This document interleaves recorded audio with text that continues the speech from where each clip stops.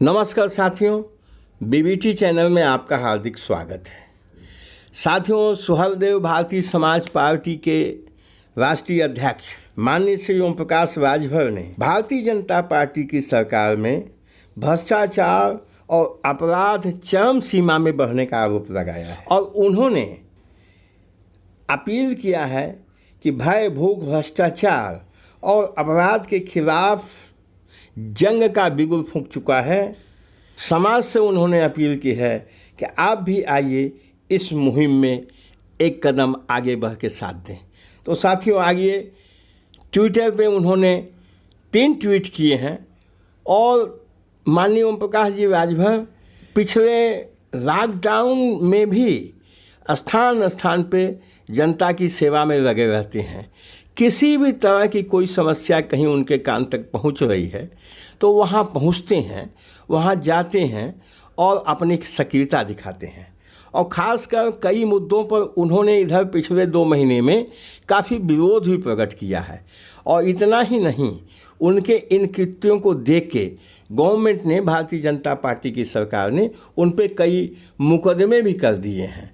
तो माननीय श्री ओम प्रकाश राजभर ने अपने जो ये बयान दिया है, इसमें आगे उन्होंने कहा है कि 73 सालों से जो ज़िंदगी यहाँ की जनता अभाव में, परेशानी में व्यतीत कर रही है, अगर जनता उठ नहीं खड़ी होगी तो यह ज़िंदगी आगे भी इसी तरह से बदतर बनी रहेगी।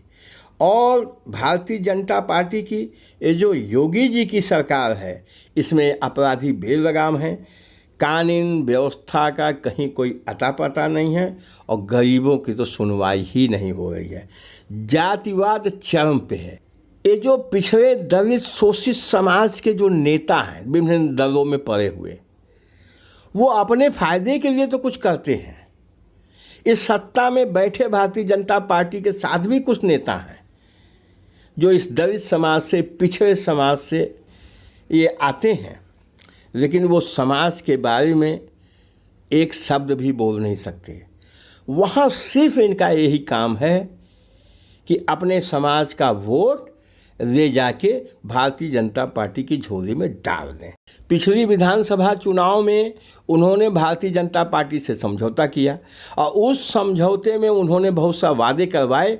तो उस समय भारतीय जनता पार्टी को इनकी ज़रूरत थी, उसने हर मुद्दे पर हाँ कर दिया, लेकिन और इनको कैबिनेट मंत्री भी बना दिया। एक छोटा विभाग जिसको कहा जाता वो इनको पकड़ा दिया, लेकिन इनके समाज पे, अति पिछड़े समाज पे, दलित समाज पे और तमाम समाज पे अत्याचार, भ्रष्टाचार बीजेपी की सरकार में बढ़ने लगा। तो माननीय श्री ओम प्रकाश राजभर ने उसका विरोध किया और अपील किया कि इसको रोका जाए। और इन तमाम मुद्दों पर बीजेपी ने इनकी कोई बात नहीं सुनी और बात बढ़ती गई और उन्हें जब ये लगा कि अब ये सरकार सुनने वाली नहीं है तो उन्होंने कैबिनेट मंत्री पद से इस्तीफा दे दिया और उसके खिलाफ, भारतीय जनता पार्टी के खिलाफ और योगी सरकार के खिलाफ विरोध करने की जंग में कूद गए।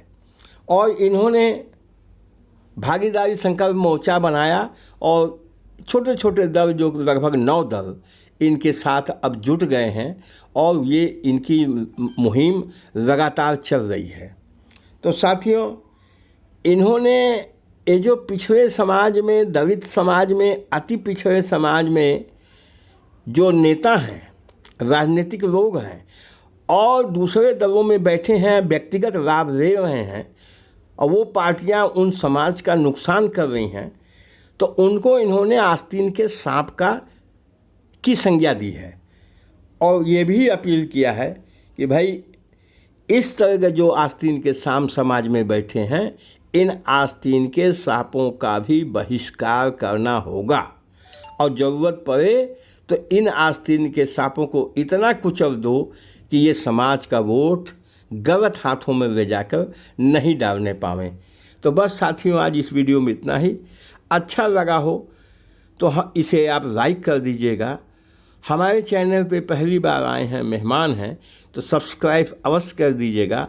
हम इस तरह का वीडियो बनाते रहते हैं। और ये जो घंटी है, बेल आइकन है, इसको अवश्य दबा दीजिएगा कि जैसे हम अपना वीडियो बनावें वैसे ही आपको उसका नोटिफिकेशन मिल जाए और आप हमारा यह वीडियो सबसे पहले देख सकें। Thank you very much.